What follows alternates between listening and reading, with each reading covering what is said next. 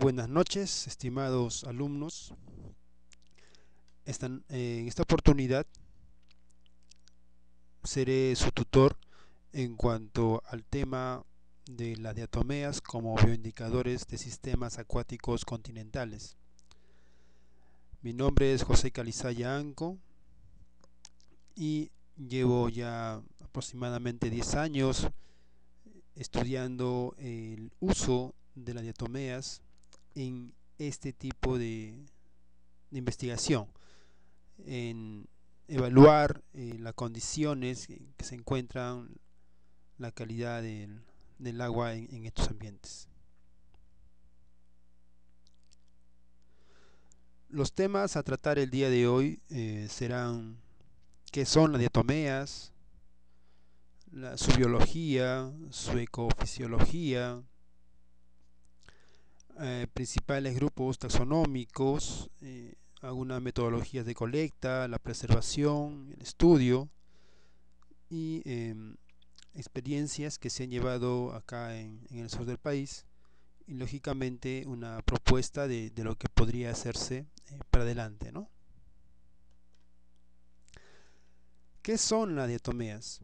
Son microorganismos unicelulares, son eucariotas. Muchas de ellas, la gran mayoría, presentan organelos fotosintéticos, pero hay otro grupo pequeño en las cuales no pasan de 10 especies según la bibliografía, en el que encontramos diatomeas pues que van a tener una característica más heterótrofa, pero esta condición se refiere a su desarrollo en lugares donde hay mucha presencia de carbono, fuertemente eutrofizados o cuya fuente de carbono exógena como desagües otra fuente sea permanente e impida el ingreso de luz. Las diatomeas se caracterizan por presentar una pared celular muy singular. Esta pared celular se le denomina en sí frústulo, y para aquellos que no son biólogos pueden imaginarse como una lata de betún. En la lata de betún vemos que hay una que se superpone sobre otra y cierran. Y para los que son biólogos y no recuerdan, o aquellos que tienen alguna afinidad con la biología, recordemos a una placa de Petri de que que se usan en los laboratorios de microbiología. Pero lo interesante de esta pared celular no es tanto cómo se abren o cómo se cierran. Claro, aparte del óxido de sílice, que es el mismo material que encontramos en los vidrios, es lo interesante, es una sílica biogénica. Sino lo importante es que no es lisa como una lata de betún o una lata perdón, una placa Petri, sino más bien presenta una serie de ornamentaciones en la parte superior que son muy importantes en reconocerlos, medirlos, caracterizarlos, puesto que nos va a dar la, la pieza fundamental para su identificación, para identificar la especie o otros niveles mucho más altos, ¿no?, de identificación. Van a presentar algunos canales, algunos poros, nódulos, fíbulas, prolongaciones, etcétera, etcétera, que son de mucha importancia en su identificación. ¿Dónde se encuentran? Pues su distribución es cosmopolita. Lo encontramos en los ríos, en los arroyos, en los lagos, lagunas, en los estuarios, en el mar. Lo encontramos inclusive adheridos a hielo y aguas termales en temperaturas extremas. Lo encontramos en los sedimentos lacustres, sedimentos marinos, sedimentos de grandes ríos, no en arroyos pequeños o, o, o en ríos eh, de bajo caudal, ¿no? Sino en grandes ríos, porque eh, cuando son cuerpos de agua muy pequeños, generalmente se encuentran en las partes altas o generalmente tiene una pendiente bastante pronunciada, lo que va a impedir pues de que haya un desarrollo completo de estos organismos y logren formar sedimento. Tiene que ser en ríos bastante anchos, amplios, de un nivel pues 7, 5, 6, que va a permitir de que haya un desarrollo fitoplanctónico y por lo tanto el ciclo biológico de la diatomea sea completo y pueda lógicamente sedimentar formando parte pues de un componente autóctono del propio sistema. Solamente allí son importantes como sedimento. Pero cuando queremos evaluar un cuerpo de agua con diatomeas, para ver la calidad en sí, tenemos que irnos un poco más allá. Tenemos que evaluar ya eh, el perifiton, ¿no? El perifiton, que eso pues está adherido a una superficie de una roca o una piedra, un, un pedazo de madera o en las raíces de una planta o en cualquier estructura vegetativa, ¿no? De una macrófita o de una macroalga. Se los encuentra también en aquellos tejidos internos en las personas que han tenido una muerte por sumersión, pulmones, hígados, médulas, los cuales tienen una característica importante para hacer los diagnósticos de muerte justamente por sumersión, ¿no? Bueno, eso es un tema aparte, pero la idea es para que conozcamos dónde también podemos encontrarlas. En cuanto a su morfología, es interesante saber que tenemos dos grandes grupos dentro de las diatomeas por su simetría radial y la simetría bilateral.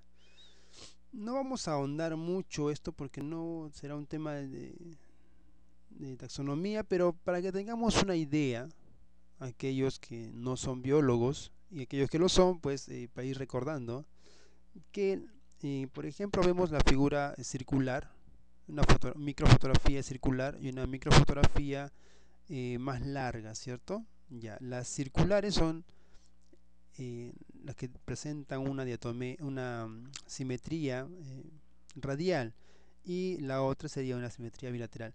Pero ojo, no nos hagamos en cuenta de que todas las diatomeas que son de esta forma así largas son de simetría bilateral.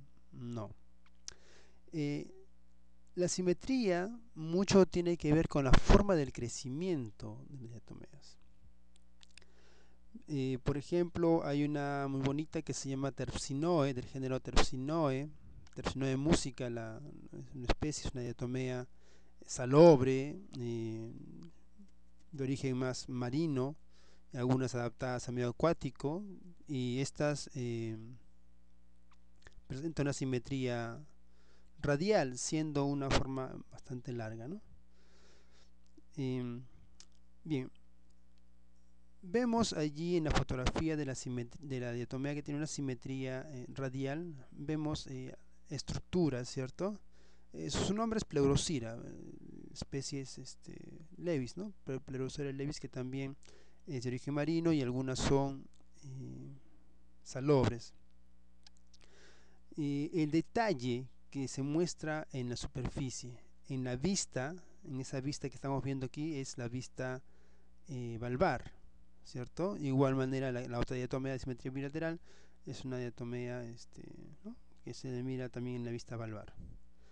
pero tal como una caja Petri o tal como una lata de atún, de betún, perdón, eh, al ponerlo de manera ¿no? del borde, los bordes externos, se observa otra vista.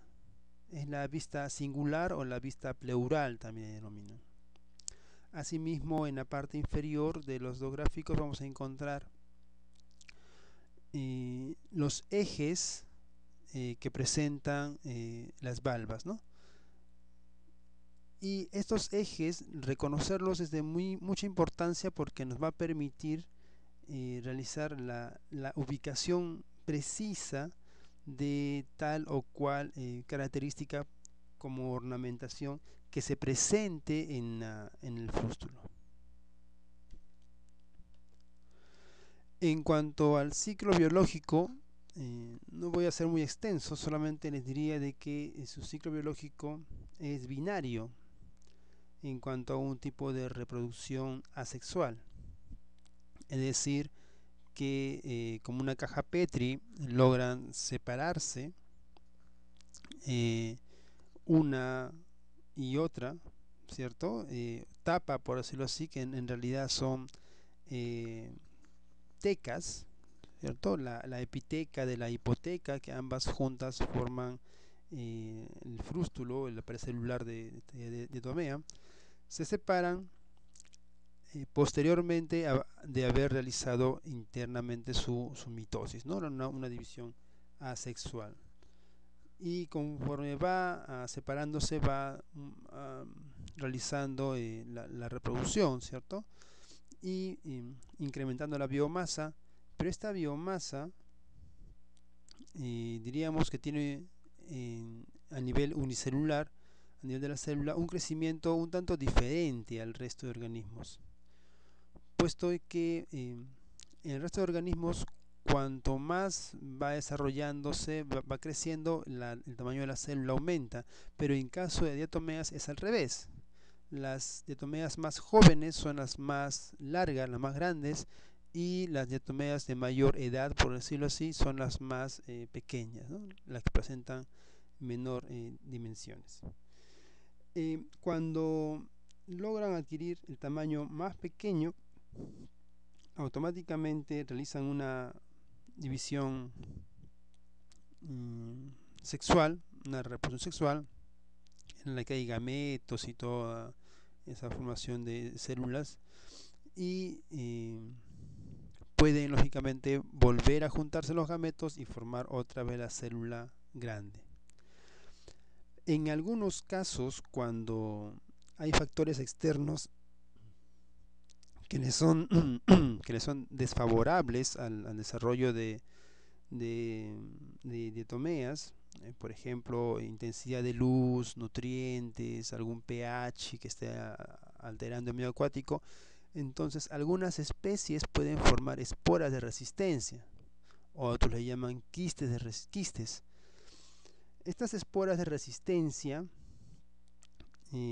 van a asegurar de que diatomeas puedan permanecer en el ambiente acuático de manera latente, esperando a que las condiciones ambientales mejoren y puedan otra vez retornar al medio acuático como parte de su composición.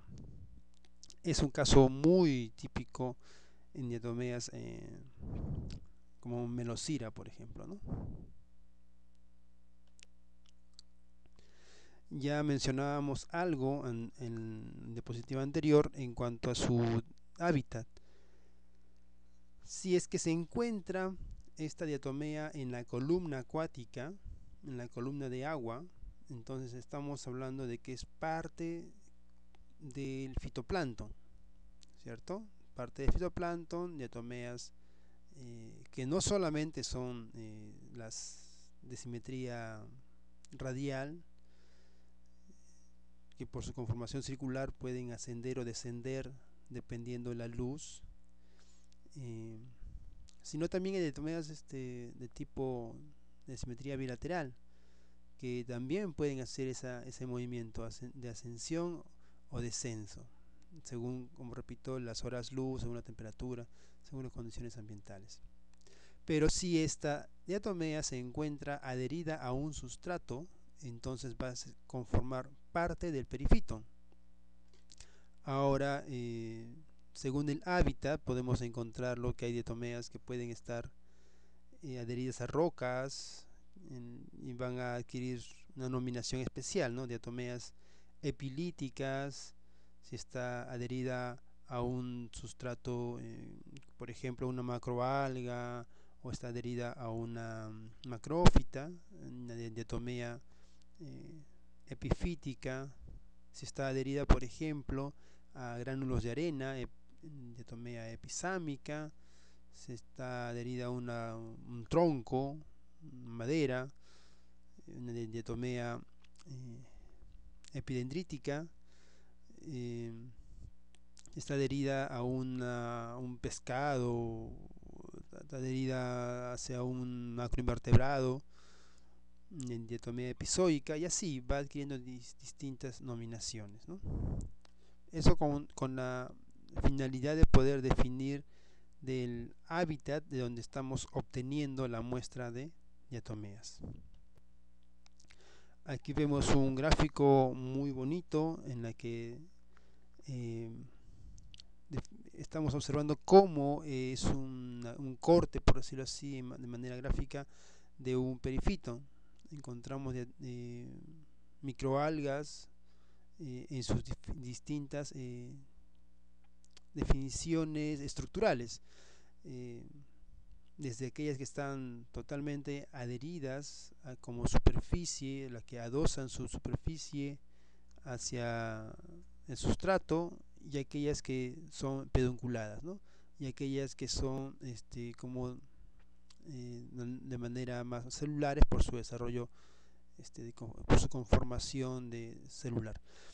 Las diatomeas van a estar de dos formas, ya sea totalmente adheridas, como en caso de coconeis, como en caso de algunas acnantes, totalmente adheridas a la superficie del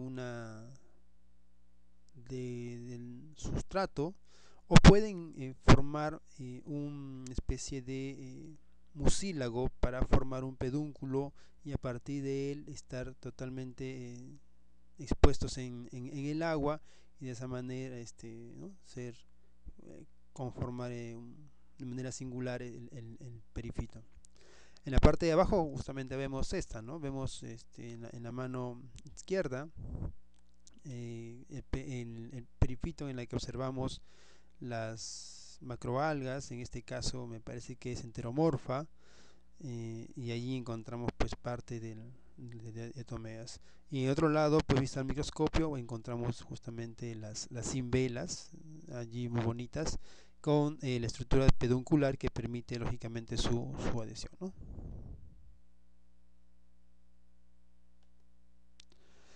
¿Qué son los bioindicadores? Los bioindicadores son organismos muy finos que actúan como sensores frente a cambios que se operan en el medio. Pero hay que entender que en realidad todo organismo es bioindicador de algo, porque todo organismo depende del desarrollo ambiental. Y cada factor ambiental es quien determina su desarrollo. Pero hay algunos factores que son mucho más preponderantes en su ya sea desarrollo poblacional o comunitario. Entonces allí está lo importante en la investigación, en determinar qué organismo yo puedo utilizar como bioindicador y cuál es el factor ambiental al cual vamos a determinar mediante su característica de bioindicador. Es decir, de todos los parámetros ambientales, ¿cuál de ellos es el que yo quiero evaluar? Y según ello, yo puedo determinar qué bioindicador para mí es mucho más conveniente utilizarlo por ser sensible frente a ese parámetro ambiental. En este caso de diatomeas, las características de agua, pH, salinidad, eutrofización, inclusive alteraciones en el ecosistema acuático, como el desarrollo de canales, puentes o el cambio de sustrato, también son factores que alteran en su desarrollo y también, según los análisis que podemos hacer, determinar si ellos son factores que también están influyendo en el desarrollo de esta comunidad microalgal, ¿no? Lo importante de usar bioindicadores es que vamos a tener una idea más cualitativa que cuantitativa, salvo algunos análisis estadísticos avanzados, de cómo se encuentra nuestro medio acuático. Esto en el caso de algunos parámetros que actúan sinérgicamente y no nos aporta mucho su evaluación cuando tenemos un análisis químico en la cual nos dan los valores de los parámetros de manera separada. En cambio, un indicador biológico sí nos va a dar el resultado de qué pasa en el ambiente cuando todos estos parámetros están actuando conjuntamente.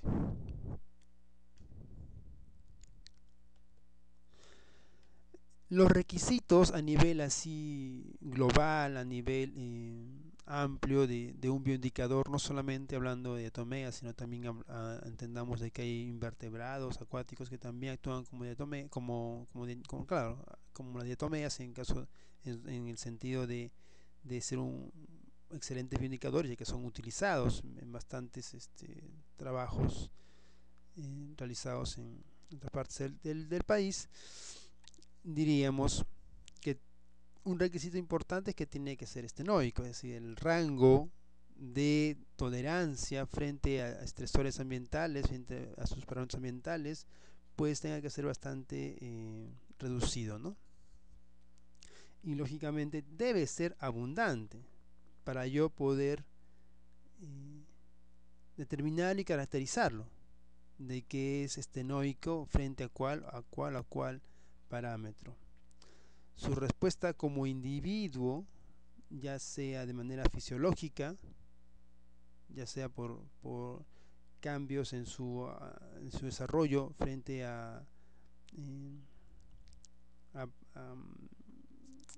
factores que están alterando su nutrición, su reproducción, su fotosíntesis, ya sea cambios a nivel etológico como el tema de su reproducción, o la de ocupación de área de perifiton, por ejemplo, ya sea cambios en su morfología, dbido a que puede desarrollar algunas malformaciones, unas teratologías, ¿no? Puede estar dando luz de que estamos frente a un buen bioindicador. Cambios, por ejemplo, a nivel de reacciones bioquímicas, en las cuales vamos a ver de que algunas diatomeas vienen teniendo deformaciones al interior, ¿no? En organelas, justamente por no haber un adecuado ambiente para su desarrollo interno fisiológico. En el gráfico derecho estamos viendo una serie de imágenes de diatomeas en las que las características ahí predominantes son esas deformaciones que presenta la pared celular. Esas deformaciones que presenta la pared celular justamente es por la presencia de estresores ambientales. En este caso, según el trabajo publicado, se está refiriendo a que hay metales pesados presentes en ese medio acuático, en este caso en el río Mantaro, que están alterando a nivel de ADN, según estudios que manifiestan ello, y esto puede estar ocasionando pues las deformaciones, las teratologías de diatomeas, ¿no? Son un excelente indicador de ello. La población, la comunidad y el ecosistema. Cuando hay cambios en la población, hay cambios en las comunidades, hay cambios en el ecosistema, de todo un ciclo concatenante. Estos cambios en la estructura y en la dinámica de las comunidades va a traer como consecuencia de que haya alteraciones en la biomasa, y por lo tanto la productividad en el ecosistema va a ser distinto. No solamente una alteración en la población, en la comunidad, o en el ecosistema en sí, va a ser la disminución de la biodiversidad. En algunos trabajos se ha visto que solo hay un cambio en la composición de las poblaciones en la diversidad, que inclusive puede aumentar en ambientes que han sido alterados, ¿no? Es interesante, es muy interesante porque siempre tenemos como referencia que un ambiente sano es un ambiente con alta diversidad, y el mismo ambiente, al ser alterado, debe disminuir su diversidad de organismos, pero no necesariamente es así, porque este ambiente alterado, este ambiente nuevo, por decirlo así, con condiciones nuevas, puede tener otra comunidad de organismos que puedan aumentar su diversidad. Lógicamente va a haber también alteraciones en los ciclos biogeoquímicos de los ambientes acuáticos por el tema de eutrofización. Cuando hay incremento de fosfatos, de fósforo, de nitrógeno, genera estos tipos de inconvenientes, en la que aquí, por ejemplo, la biomasa va a aumentar. Entonces hay que tener muy en claro antes de referirnos a indicadores como, ¿no?, biomasa, biodiversidad, dando ciertos aspectos cualitativos de bueno o malo de condiciones ambientales en un sistema acuático. Tenemos que definir bien qué tipos, quiénes están presentes en esos medios acuáticos. Aquí vamos a observar una gráfica muy bonita, ya vamos adelantando, vamos entrando un poco más al tema. Vamos a ver una gráfica muy bonita en la cual hay en la gráfica derecha vemos 4 puntos de muestreo. De los 4 puntos de muestreo vemos que entre el punto 1 y el punto 2 pues hay un desagüe que está llegando allí y viene a alterar el medio acuático. Esta alteración en el medio acuático vamos a observarla en las gráficas de barras que vamos a encontrar al lado izquierdo. La primera que vemos allí en el color azul, especie, en el color rosado, diversidad. Vamos a observar aquí 1 es el punto de monitoreo, ¿no? En 1 vemos la diversidad y vemos las especies. Vemos que después que llega el vertimiento, disminuye el número de especies, disminuye la diversidad drásticamente, y luego vemos que en el punto 3 como que va mejorando, y vemos que en el punto 4 ya ha mejorado más, ¿cierto? Vamos a ver qué dicen el siguiente gráfico de barras. Vamos a ver de que cómo está la composición de especies. Vamos a ver de que en el punto 1 va a haber más especies que son sensibles, las consideradas sensibles, un poco menos las tolerantes y un poco menos las menos tolerantes. Pero ¿qué pasa cuando vamos al punto 2? Cambia y encontramos más especies que son tolerantes frente a ese contaminante, menos las menos tolerantes y menos las sensibles. En el punto 3 de igual manera y en el punto 4 de igual manera. Pero según el análisis de diversidad, el análisis de número de especies, como número de especies nada más, no corresponde al siguiente gráfico. ¿Por qué? Porque si vemos, es distinta la conformación entre el número de especies y diversidad, y utilizándolo como indicador, a utilizar como indicador en sí la identificación de tal o cual especie que está presente en el medio. Por lo tanto, No podemos estar mencionando que la diversidad o el número de especies son solamente únicos indicadores para caracterizar un ambiente acuático, sino debemos identificar qué especies están presentes allí. Lo mismo ocurre con los índices biológicos, que más adelante veremos. Aquí tenemos una gráfica de un monitoreo tradicional, un monitoreo físico-químico. Se realizó 4 veces al año. El primer muestreo estuvo todo ok, el segundo muestreo todo ok, el tercero de igual manera y el cuarto de otra manera. Total que en conclusión, según el análisis físico-químico, todo está ok. ¿Qué pasa cuando vamos a hacer un monitoreo biológico? Vamos a ver, por ejemplo, que en el primer muestreo encontramos especies sensibles, moderadamente sensibles y aquí son tolerantes. Pasado el cuarto muestreo, o hasta el cuarto muestreo, vemos que hay un cambio, que han incrementado las especies moderadamente sensibles y las especies tolerantes, pero ya no hay las especies sensibles.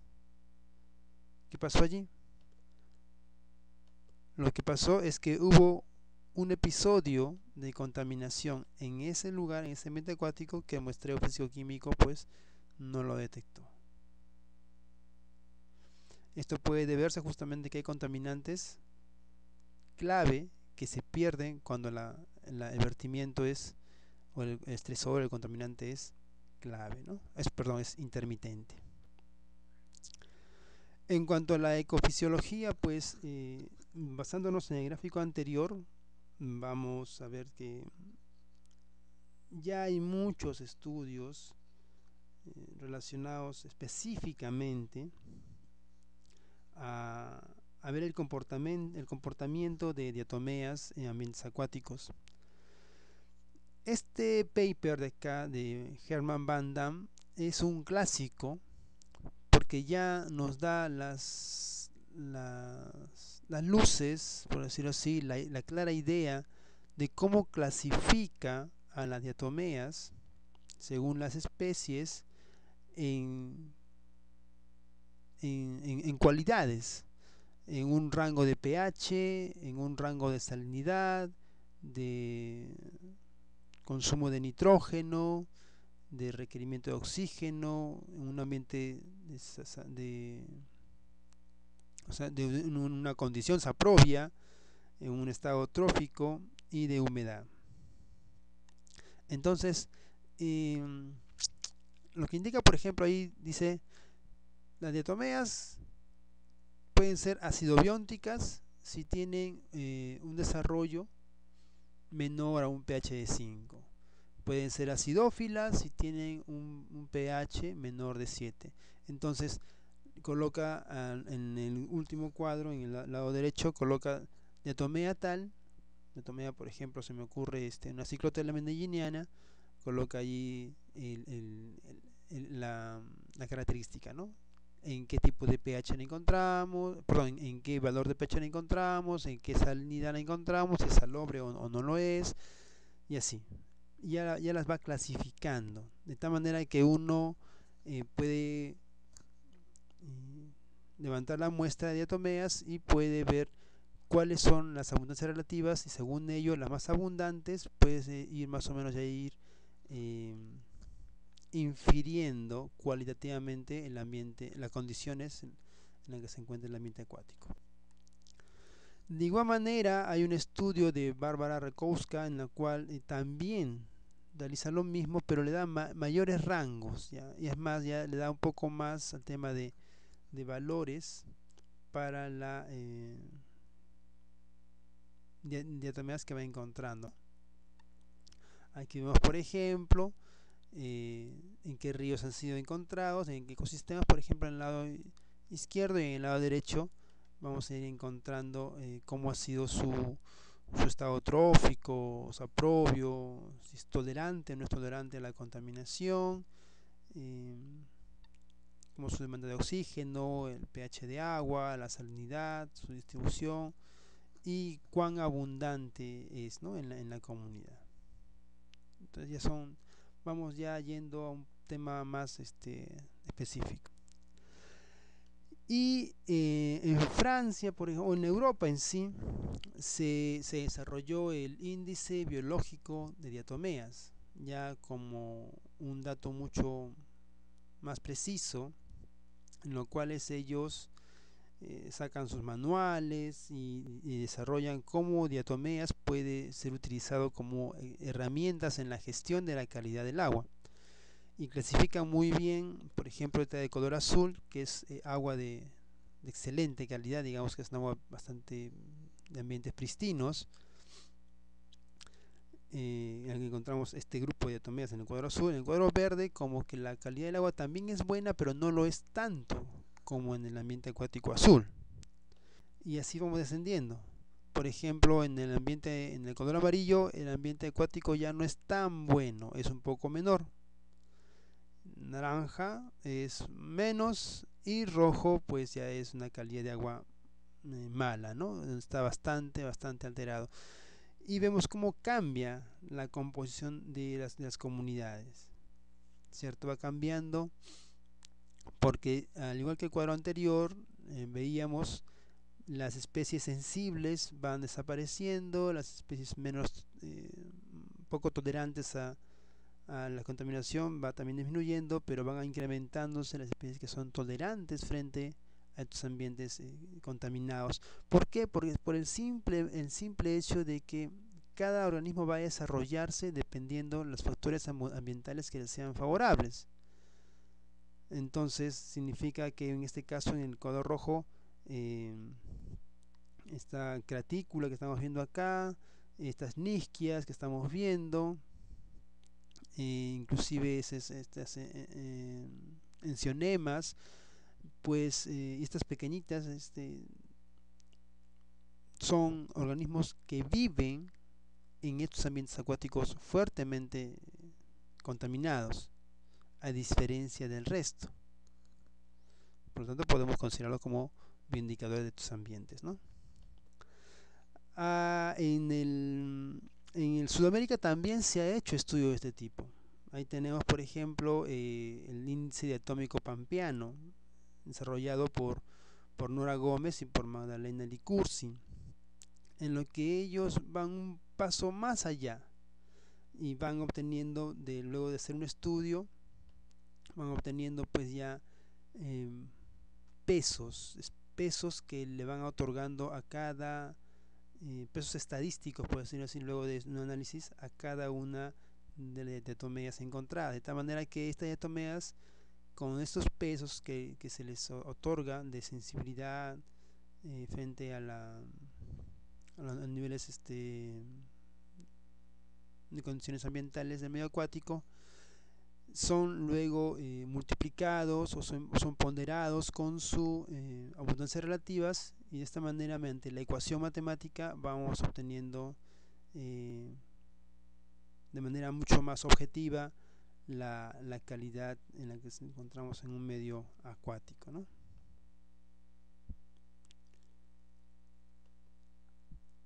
Acá hay otro paper interesante, que es el desarrollo del índice diatómico genérico. El índice diatómico genérico, quiero hacer hincapié acá algo rápido, es interesante. Este índice fue desarrollado muy atrás, en los años 80, por Rumiaux y Coste.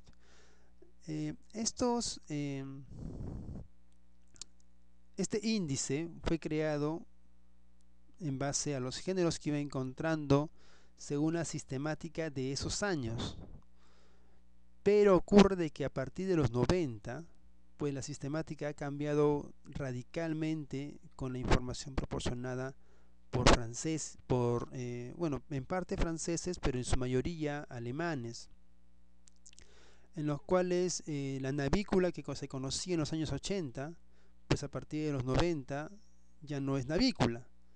Ahora son 10 o más nuevos géneros a partir de navícula, y que hay una navícula que, verdad, es caracterizada como sensu estricto, así, navícula como tal, y otros géneros son nuevos, ¿no? Entonces ya como que esos géneros no se encuentran en este cuadrito que está aquí presente. Lo mismo que pasó con Navígula, lo mismo pasó por ejemplo con Nisquia, lo mismo con Acnantes y así con diferentes géneros, los cuales pues no se encuentran en este cuadro. Por lo tanto, si nosotros queremos aplicar el índice diatómico genérico aquí con estos géneros, nos quedamos cortos, pues, ¿no? Porque encontramos muchos más géneros, los cuales no sabemos dónde poder ubicarlo en este cuadro. Hago hincapié porque he revisado varios estudios de impacto ambiental en los cuales mencionan a este índice atómico genérico y hacen los cálculos y sacan sus conclusiones, ¿no? Pero yo imagino que deben tener bastante cuidado para al momento de poder utilizarlo, ¿no? Y otro dato tan importante, de que los índices biológicos no son la panacea, por decirlo así, cuando queremos nosotros caracterizar un ambiente acuático, el de aplicarlo a ciegas, de así de buenas a primeras, sino considerar que estos índices fueron elaborados en países que son muy fuera de nuestra orbe. Hablemos de lugares europeos, japoneses, rusos, alemanes, cuyas condiciones ambientales son muy distintas a nuestra. Si bien es cierto, nuestro país, nuestro rico Perú, tiene una múltiple de zonas de vida, pero su aplicación no puede ser directa, puesto que hay especies endémicas, que yo sí he encontrado algunas especies endémicas, y que son abundantes y al mismo tiempo son estenoicas, pero que no están presentes en los índices biológicos creados en otros países. Entonces lo que nos queda a nosotros es aprender de ellos el desarrollo matemático, la metodología matemática y estadística que han utilizado para poder elaborar sus índices y adaptarlo al nuestro, a nuestras condiciones, de tal manera que tengamos nuestros propios índices de calidad de agua, ¿no? o de ambientes acuáticos, con nuestras diatomeas, ¿no? Porque si bien es cierto son cosmopolitas, también otra característica, pero los rangos de tolerancia o de sensibilidad no son los mismos. Vayamos un poco al tema de cómo se colectan diatomeas, ¿no? Ahí tenemos una serie de material que estoy ahí citando, y abajo unos videos que le va a ser de mucha ayuda para colectar diatomeas, ¿no? En sí van a ver esto y luego van a tener una idea más clara, pero yo les doy unas recomendaciones que no están acá, que por mi experiencia puedo mencionarles que jamás se toma muestra de perifito en sustratos rocosos que presentan abundante macroalgas. Por ejemplo, aquellas que están llenas de perifiton o llenas de eh, macrófitas, no. Tienes demasiada materia orgánica, y cuando hay demasiada materia orgánica ocurre que hay capas, se forman capas de diatomeas desde la más antigua, que está en la más abajo, y encima hay materia orgánica, y encima otra capa de diatomea, y encima otra capa de materia orgánica y otra capa de diatomeas, que lo único que te va a traer a ti es una confusión, porque al momento que haces el raspado estás jalando, estás capturando todas las capas que se encuentran en ese perifito, y al momento del lavado, de identificación, vas a encontrar las condiciones ambientales de hace 10, 15 días, 40 días, un año, 2 años, qué sé yo, de cómo era la condición del agua y no del momento que tú quieres evaluar. Por eso es importante colectar aquellas rocas que no presenten esa abundancia, sino que al solo tacto con la piel puedas tú encontrar una especie de mucosidad, que no es nada más el material extracelular que se desarrolla en el perifitón, que sea media resbalosa, que tenga un color pardo, amarillo, y esté presente esta piedra, esta roca, que nos dé la garantía que esté presente allí, sumergida, ¿no? Que no esté expuesta hacia el ambiente, ¿no? Dependiendo del pulso del río, sino que esté continuamente sumergida y que tenga luz, lógicamente. Jamás se toma muestra de rocas debajo de un puente ni cerca de un túnel, siempre más alejado. Jamás se toma muestra de perifitón, de rocas que estén cerca a los desagües, porque lo que vamos a evaluar allí es que es el agua del desagüe, no las condiciones del río. Y lo que yo quiero evaluar no es el desagüe, lo que yo quiero evaluar es el río, cómo está impactando el desagüe en el río. Entonces tengo que evaluarlo a una distancia más o menos que me dé una garantía de que hay una mezcla, una zona de mezcla de estas del desagüe o del vertimiento, por decirlo así, en el medio acuático. Y lógicamente siempre utilizar sus EPP. No juguemos con nuestra seguridad, es lo más importante. Sus lentes, sus nasobucos, su gorra, aunque no necesariamente un casco, pero una gorra que te proteja, los guantes, porque vas a utilizar alcohol o formalina, y tu cepillo siempre de primer uso, ¿no? Para el raspado de la muestra. En cuanto a la preparación, una vez que llega la muestra al laboratorio, en el laboratorio tú vas a hacer un lavado. La observación directa de las muestras generalmente lo podemos hacer con un objetivo de microscopio de 40x, ¿no? Con un ocular de 10x en su mayoría de casos, sin otros 16x, pero esto nos va a ayudar a ver más o menos así a grandes rasgos cómo se encuentra la comunidad de diatomeas, en cuáles están con cloroplastos o sin cloroplastos, frústulos vacíos. Una idea somera. No nos puede proporcionar información para identificaciones de especies o un valor diagnóstico mucho más preciso. Para ello necesitamos hacer preparados, y los preparados de diatomeas se hacen con un lavado. Se los tiene que lavar, se tiene que eliminar la materia orgánica, y la materia orgánica se lo elimina mediante una digestión química. Yo uso peróxido de hidrógeno en caliente, y en algunos casos, cuando hay mucho carbonatos, utilizo ácido clorhídrico para eliminar los carbonatos porque me forman cristales en la muestra. Otros utilizan permanganato de potasio, otros utilizan diversos químicos, hipoclorito también.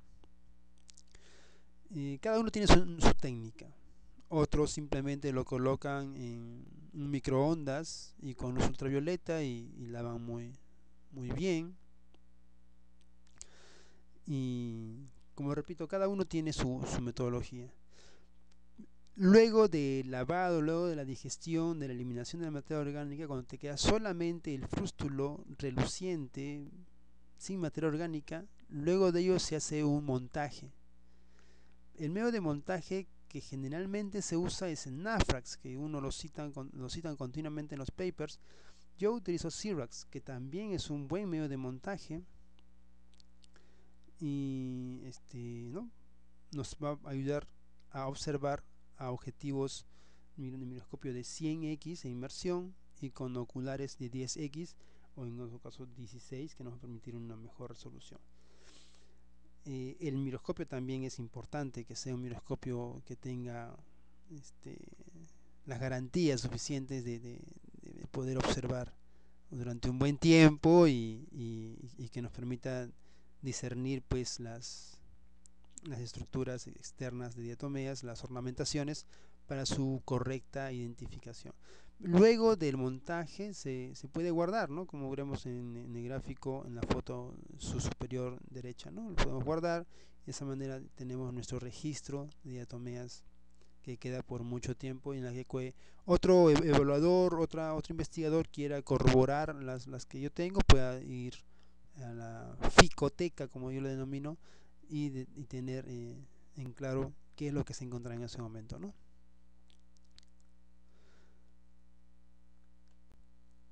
La identificación, en cuanto a la identificación, pues tenemos la bibliografía clásica, por decirlo así, en la que se está mostrando en gráfica, en la que yo tengo esa bibliografía básica, por decirlo así, es la que nos va a ayudar o me ayuda bastante en poder identificar. Hay bibliografía también en internet, uno puede bajársela, es gratuito, que son recopilaciones de estudios que han hecho en distintos ríos de Europa, Pakistán, la India, China, ¿no? Estados Unidos, en diversos estados, ¿no? En Filadelfia, etcétera, que pueden también ser de bastante utilidad. Pero lo importante cuando uno recién inicia es que, aparte de la bibliografía que pueda adquirir, tenga pues a un consultor, ¿no? A su lado, un científico generalmente con mucha experiencia, que pueda ir guiando en el proceso de la identificación. No es difícil, pero sí requiere, como cualquier otro tema de identificación, bastante conexión, como le digo yo, entre tú y tu diatomea, y conectarte con él y empezar a hablar con él, como yo lo hago, ¿no? Aunque parezca un poco tirado de pelos, pero la manera que yo aprendí fue esa. No mirándolo como un tema muy difícil, sino como un tema que me va a ayudar a descubrir eh, cosas de las características del medio acuático. Creo que apasiona como a cualquier otro investigador en su rama específica, ¿no? Luego se hacen los conteos. Una vez que ya se ha identificado, haces el conteo. Generalmente se hacen los conteos hasta como mínimo 400 valvas. Ahora, si la diatomea se ha partido en el proceso de lavado, en el proceso de la toma de muestra, se considera una valva de las diatomeas de simetría bilateral aquellas que tengan el nódulo central, y en las que son de simetría radial aquellas que tengan más del 60% de la estructura de la valva, ¿no? Se hace el conteo y luego se grafica en un sistema estadístico como este de acá. Ejemplos que se han realizado en el sur del Perú, pues vamos a mencionar algunos de ellos, vamos a mencionarlos así rápidamente también, debido también que el tiempo nos está apremiando. Se hizo un trabajo de evaluación de la calidad del agua fluvial con diatomeas, una experiencia en Tacna, Perú. Este trabajo fue financiado por el Instituto Nacional de Salud, en la que se determinó pues que en la cuenca del río Locumba, que es una cuenca que se encuentra al norte, vamos a verlo acá, la gráfica verde, ¿cierto? En el norte, en Tacna, esta cuenca tiene muchos usos. Es una cuenca completa prácticamente, porque tiene el uso poblacional, el uso agrícola, el uso minero, el uso industrial, el uso energético. Tiene también pasivos mineros, y también en cuanto a su biodiversidad fue afectada en algún momento por relaves mineros, ¿no? Bien, se consideraron en esta cuenca 10 puntos de muestreo.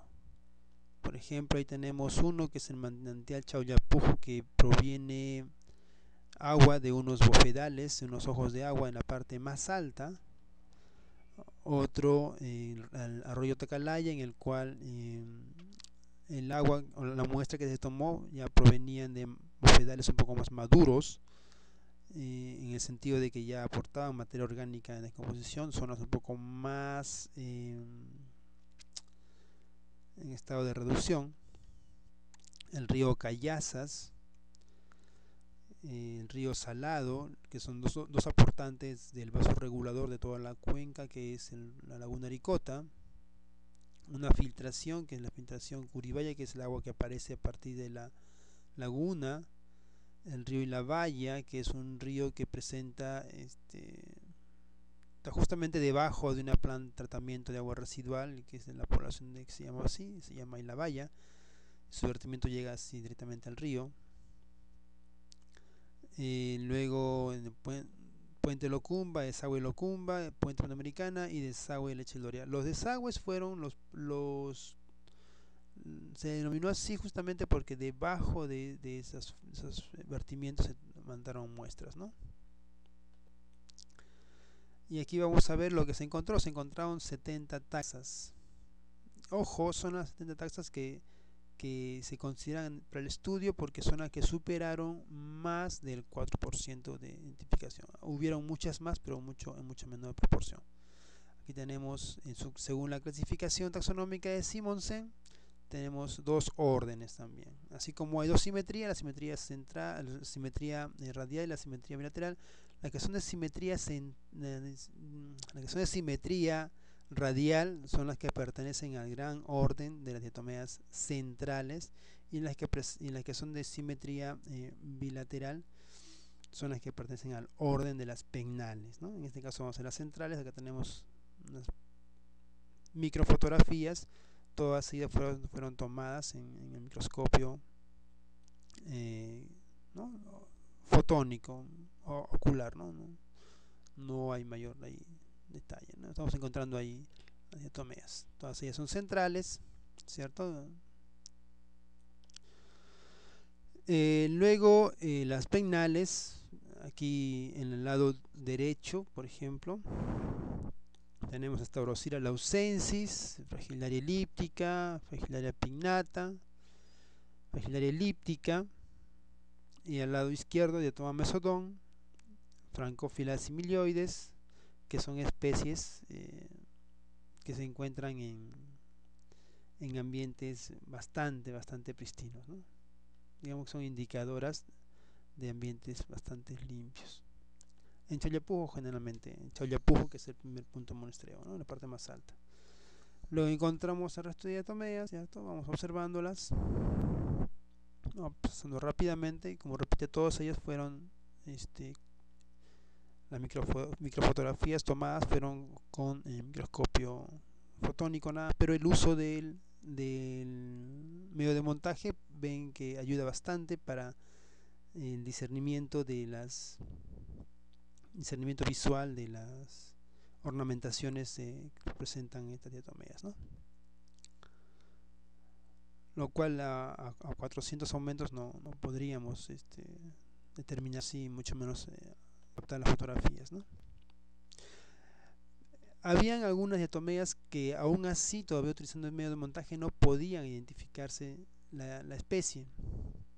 Entonces tuvimos que hacer un trabajo con la Universidad de San Agustín, en la que se capturaron mediante microfotografías en microscopio electrónico de barrido. Ahí tenemos, ¿cierto?, las especies que vamos encontrando. ¿Sí? Ayuda mucho más en la identificación, porque son muy pequeñitas, ¿no? En cuanto a los análisis estadísticos, vemos que la riqueza de especies va disminuyendo conforme vamos descendiendo en la cuenca. Bajamos la cuenca y va disminuyendo la riqueza de especies. Pero en cuanto a la diversidad, ocurre algo interesante.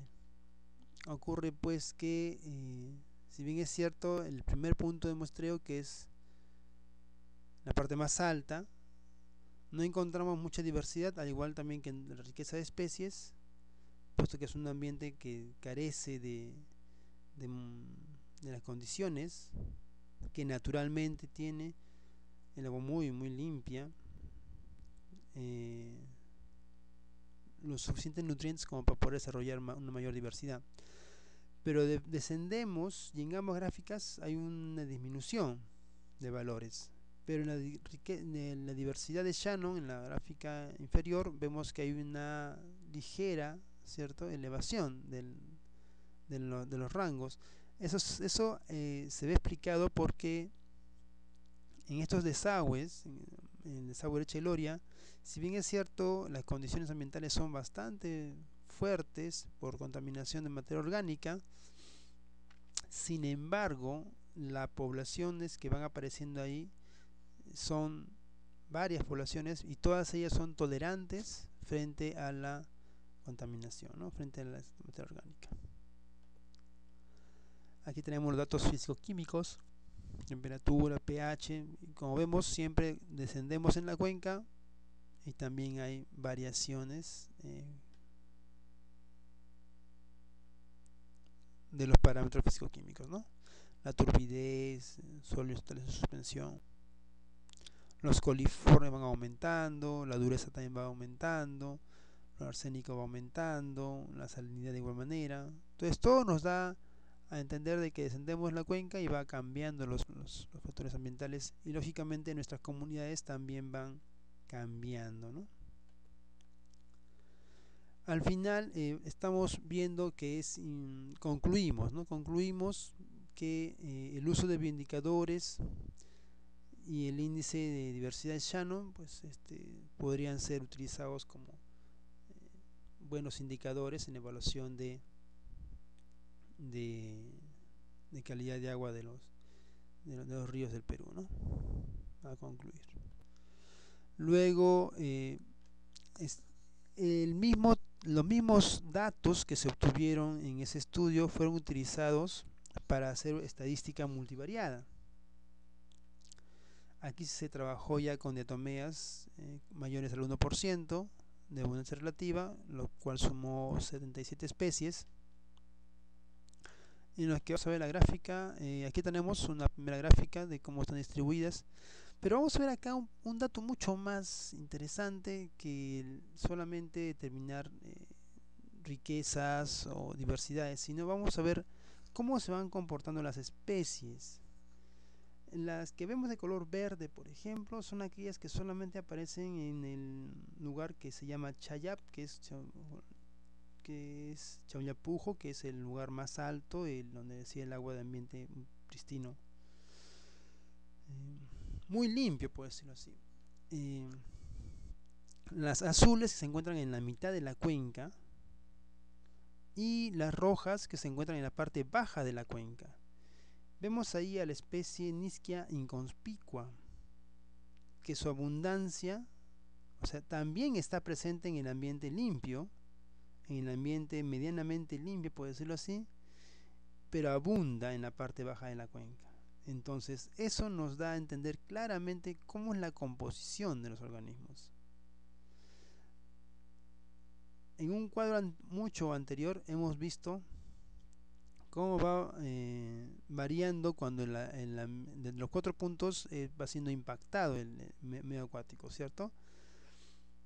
Pero eso no quiere decir que las diatomeas aparecen espontáneamente, sino que están presentes allí en el medio acuático, están en todo sitio, pero cuando encuentran las condiciones adecuadas empiezan a desarrollar en mayor magnitud, y las otras, como esas condiciones les son inadecuadas, empiezan a disminuir en sus poblaciones, ¿no? Entonces aquí claramente, ya así visualmente, tenemos las diatomeas indicadoras de qué ambiente son, ¿no? Las azules, las que vemos de color verde y las que vemos de color rojo. Aquí también tenemos cómo se grafica los parámetros ambientales, ¿no? En un análisis estadístico de análisis de componentes principales, vamos a ver 4 cuadrantes. el superior izquierdo, inferior izquierdo, superior derecho, inferior derecho. Ya. Los puntitos rojos tienen una nominación. Los números indican como en la cuenca de estudio se realizó, se evaluaron 10 puntos de monitoreo, se evaluó 6 veces cada punto durante un año. Entonces el número indica la vez que fue evaluada, la primera campaña, la segunda campaña, la tercera campaña, la cuarta campaña, la quinta o la sexta campaña. Y las letras significan el lugar de muestreo, ¿no? Entonces, en el cuadro superior izquierdo e inferior izquierdo tenemos los vectores de los parámetros ambientales, ¿no? Conductividad, DBO, dureza, coliformes, turbidez. Y son ellos los que están más relacionados con esos puntos de monitoreo, con LG, PL, PP, SA, que justamente son la parte baja de la cuenca.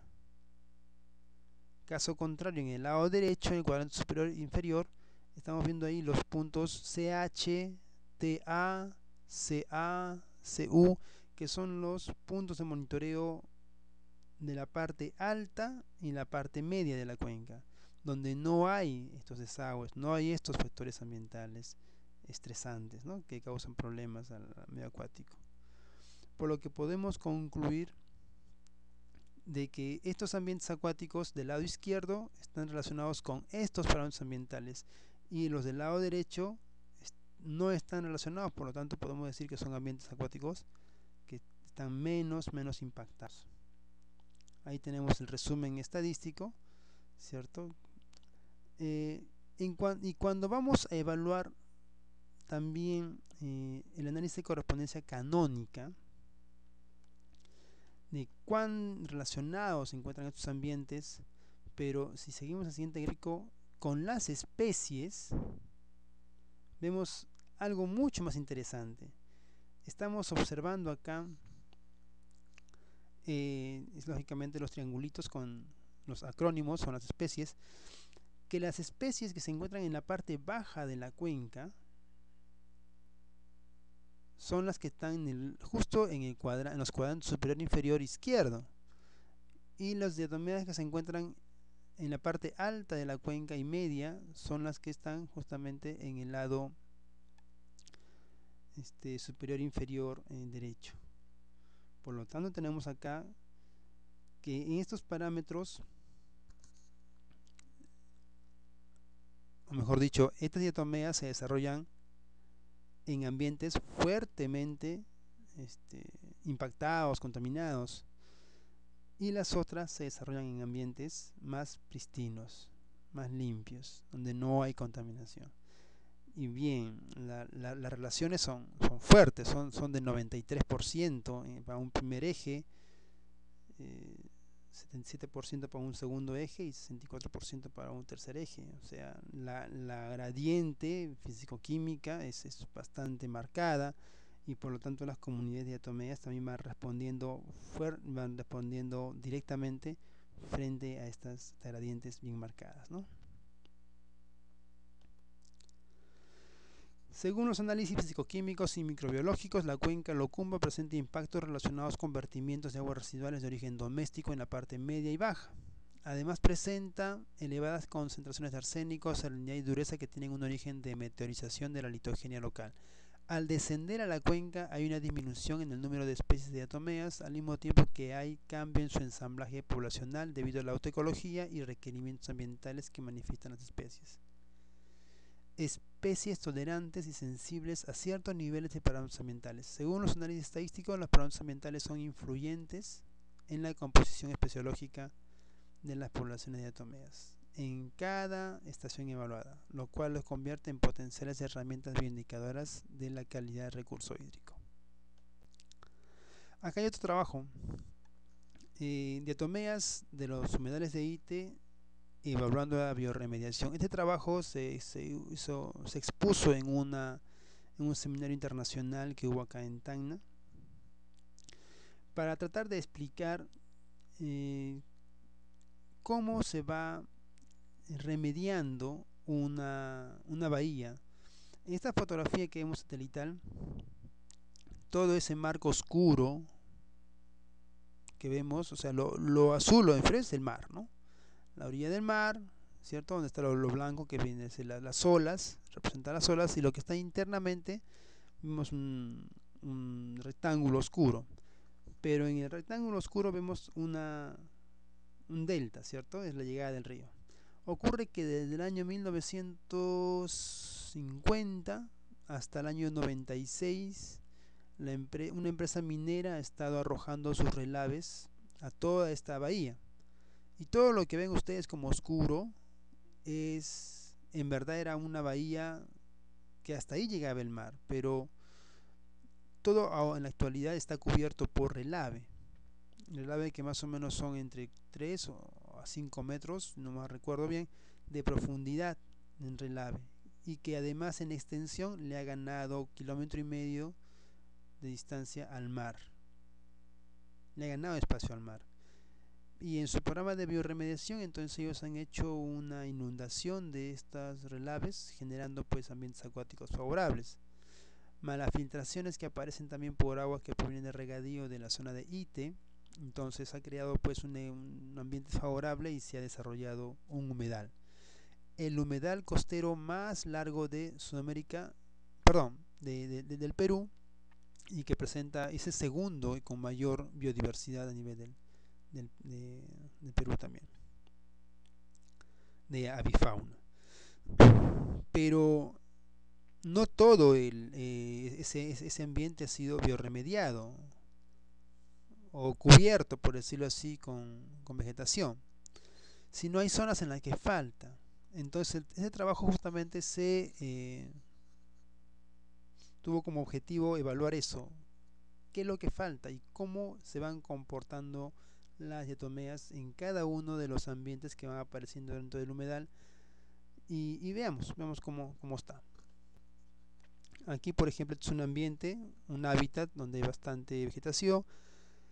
En la parte externa se observa avifauna también allí, y las diatomeas presentes son estas, ¿no? Son diatomeas que son de ambientes salobres, de alta conductividad y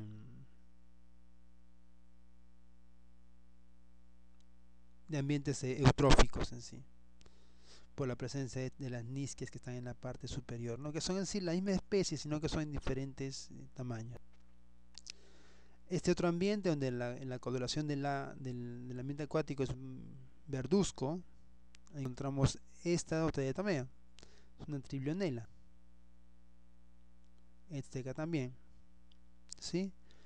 También diatomeas, triblionelas, hay diferentes especies que son indicadoras de ambiente fuertemente con materia orgánica y salobres al mismo tiempo.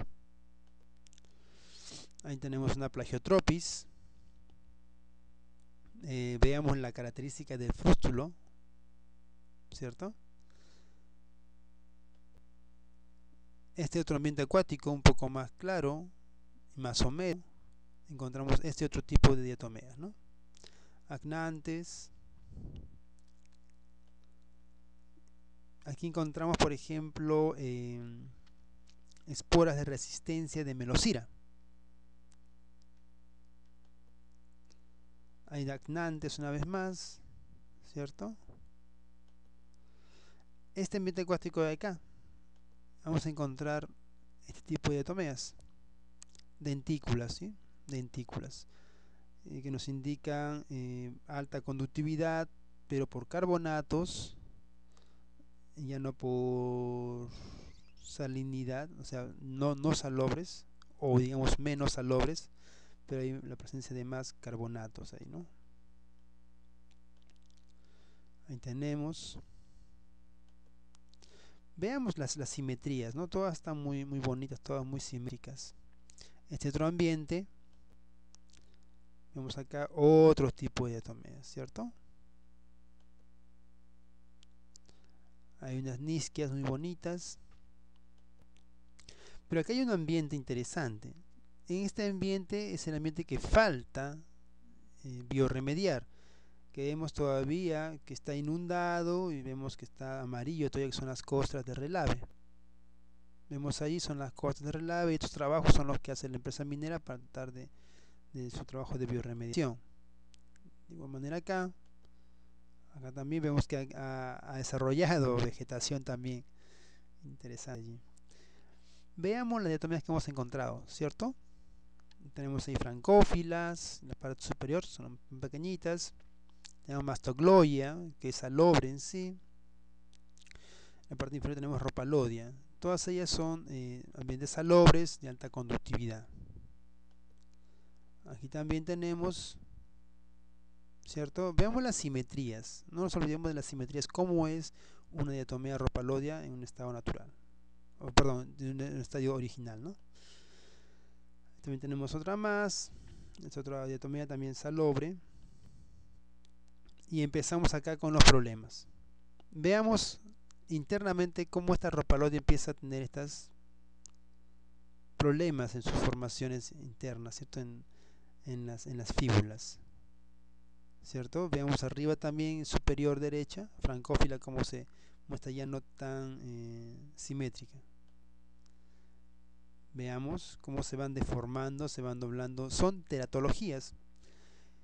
Teratologías presentes en muestras de diatomeas provenientes de lugares que todavía falta en la biorremediación debido a al impacto minero. Vemos cómo están dobladas, ¿cierto? Ya falta simetría allí. Ahí vemos una más.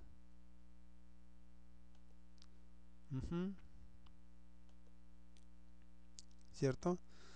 Este es un gráfico de especies en las cuales del lado izquierdo al lado derecho estamos viendo cómo va variando la riqueza de especies, ¿no?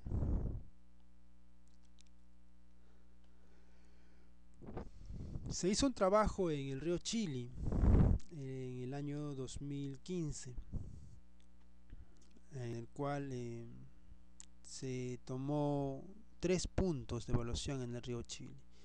Un lugar que se le llamó Charcani, que es en la parte más alta, que CH es su acrónimo. En la parte media del río Chili estamos frente a la Universidad Católica San Pablo, cerca por Vallecito, y la parte más baja, que es el sector de Alata, que es donde llegan los desagües de todo Sedapar, ¿no? De Arequipa. Está lleno de desagües ese lugar.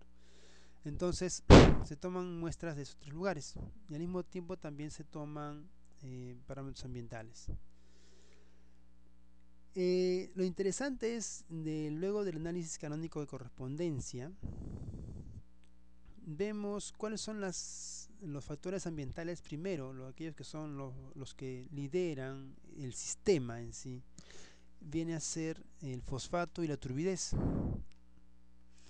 Y las diatomeas que están asociadas al fosfato y la turbidez, pues son la que tiene acrónimo SNP1, ESUB, NPAL, NCAP, ¿cierto?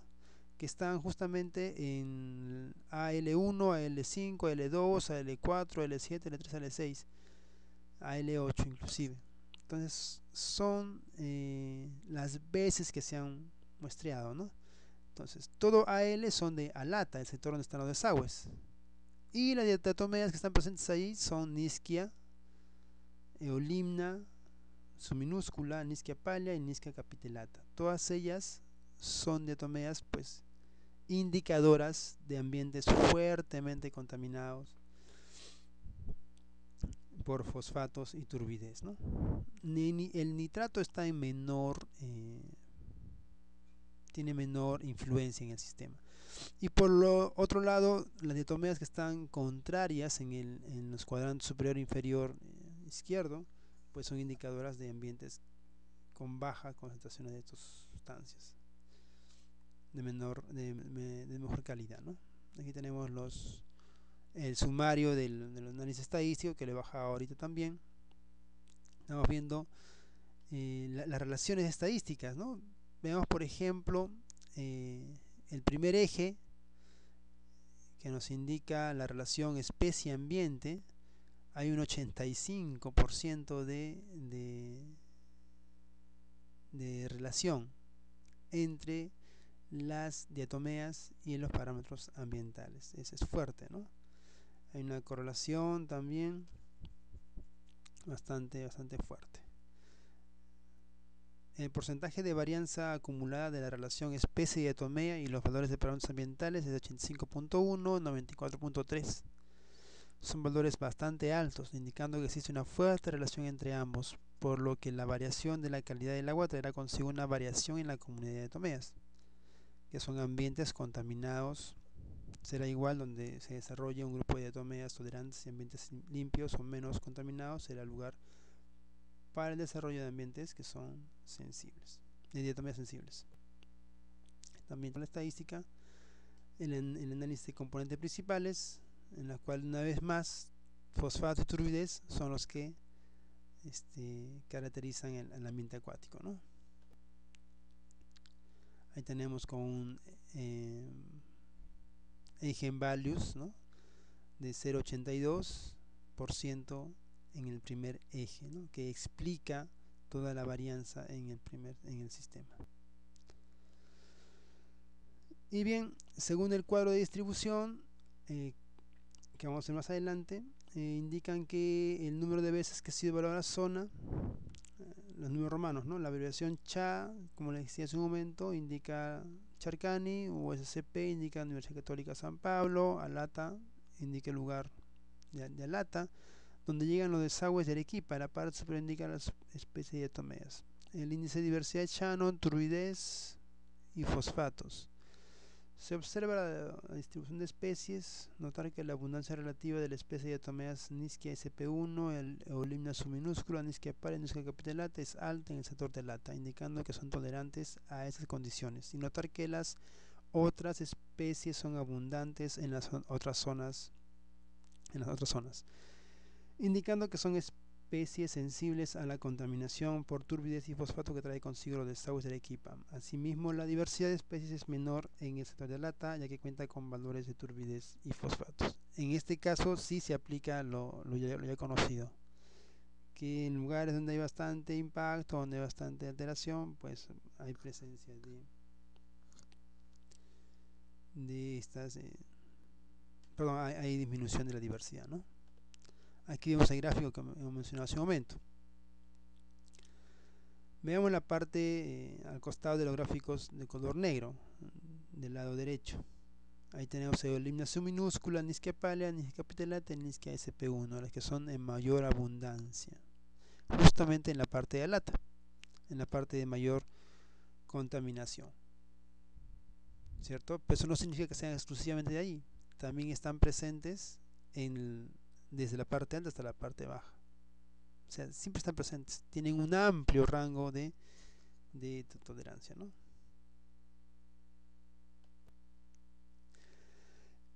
Ahora, antes de agradecerles su atención, indicarles de que diatomeas, justamente por su ubicuidad, justamente por su sensibilidad, por su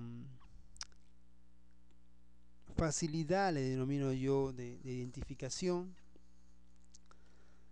y porque podemos observarla a 1000 aumentos o más sin mayor problema, podemos no solamente hacer estudios en cuanto a calidad de agua. Bueno, el tema de hoy es justamente demostrarles que se hace, que sí funciona, que sirven, pero también se pueden hacer estudios de diatomeas en diversos campos de la ciencia. Hace un momento les mencioné, por ejemplo, para el diagnóstico de muerte por ahogamiento, ¿no?, por sumersión. Ese es un tramo. Otro en la arqueología, otro en la arqueología, por ejemplo, para la identificación del origen del barro de las vasijas en sí. Las vasijas fueron hechas con barro, y en barro que estaba cerca del río, con agua de río, y de allí, donde hay río, hay diatomeas. Y nos permite determinar el origen de dónde provienen esas vasijas, de qué río. Para el contenido interno del embalsamado de momias, también para saber de dónde proviene ese barro, o saber la nutrición de las personas de la antigüedad, porque diatomea se va a encontrar también en los huesos, en las epífisis, en el tejido esponjoso de los huesos. Ahí van a estar atrapadas entre las trabéculas, ahí va a haber diatomeas. Conociendo qué diatomeas hay, sabiendo la relación de diatomeas con la calidad del agua, podemos saber fácilmente en qué condiciones eran las que tomaban el agua esas poblaciones. Si eran ambientes de sequía o eran ambientes de bastante lluvia o abundancia, ¿no? Dependiendo qué diatomeas hay. En la historia, para todos los registros paleoclimáticos, el principal actor allí que nos va a ir diciendo las cosas y cómo han pasado son diatomeas. Y bueno, en la ingeniería, ¿no? en temas de búsqueda de petróleo, por ejemplo, diatomeas también. En sí, diatomeas tiene bastante uso como valores diagnósticos para la caracterización de ambientes acuáticos, para la caracterización de ambientes donde, si bien es cierto, ya no hay agua, pero quedan sedimentos, ¿no? Sedimentos que pueden ser utilizados. Bueno, y otra parte también industrial que lo utilizan para un buen abrasivo, como, bueno, X cosas, ¿no? Filtro también, algunas otras ocasiones, alimento también, o bioinsecticida, muchas aplicaciones. Una vez más les repito, quien les habla es José Alberto Calizayanco. Ahí tienen mi correo en en la primera diapositiva. Estoy muy agradecido por su atención.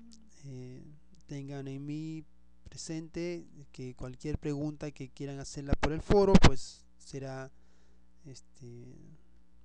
atendida de la mejor manera, o espero ser bastante claro, para que podamos seguir avanzando y seguir investigando este tema de diatomeas, que no es difícil, pero sí requiere bastante dedicación. Bueno, conmigo será hasta otra oportunidad. Muchas gracias por su atención. Buenas noches.